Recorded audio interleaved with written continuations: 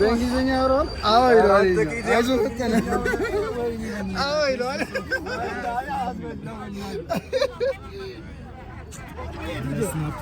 ግን በቃ በጣም ነው የሚመሳሰሉት።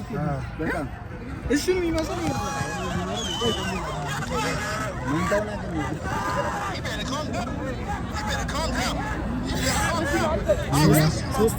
አንደኛው መጥቶ ነው ታውቃለህ? ይሄኛው ይዞት ሄደ። ትሪፕል ሆኖ ማለት ነው ታውቃለህ? ግን ይዞት ሄደ።